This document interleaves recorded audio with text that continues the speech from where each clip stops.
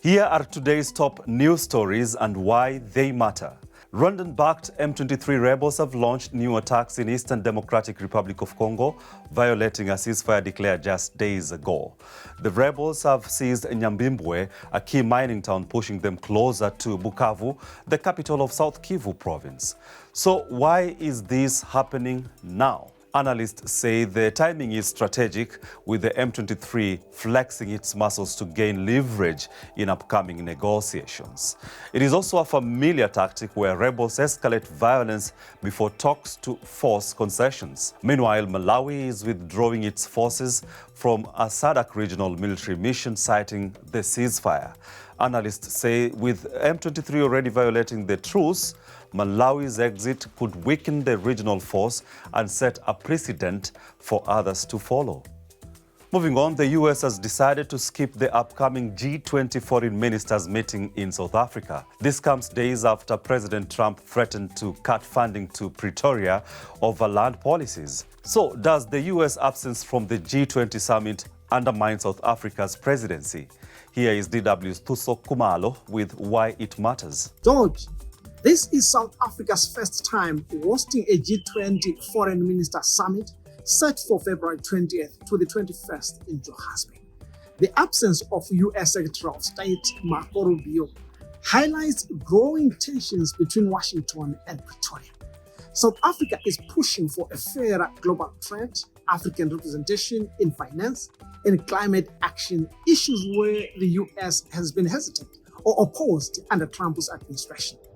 And what is at stake, George, is that the G20 remains one of the most influential global forums, but without the US, any agreements reached could lack weight.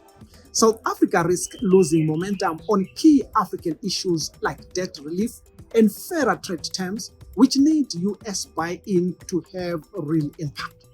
The absence could also shift power to China, Russia, and EU, changing global diplomatic dynamics. So, is the US signaling disengagement from global diplomacy under Trump, or is this a targeted snap to South Africa? That's the big question, George. Well, many thanks, Thuso. Either way, it puts Pretoria in a delicate position as it tries to prove its leadership on the world stage. And now, finally, the U.S. State Department claims its military and government ships will now transit the Panama Canal for free, following pressure from President Donald Trump. Panama insists no such deal exists. So why is Trump's administration pushing for free access?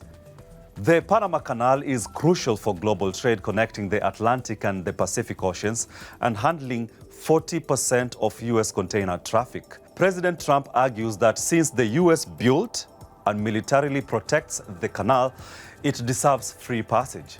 Panama, however, maintains full sovereignty, having taken control in 1999 under a treaty signed by the late President Jimmy Carter.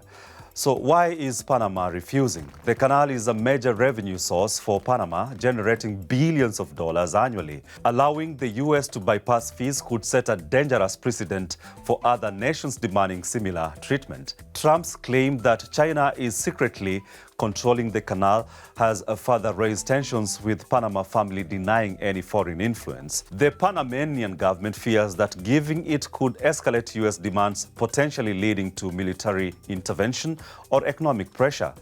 Do you want to know the depth of news happenings? Make sure you like, comment, and subscribe to our YouTube channel. My name is George Okachi.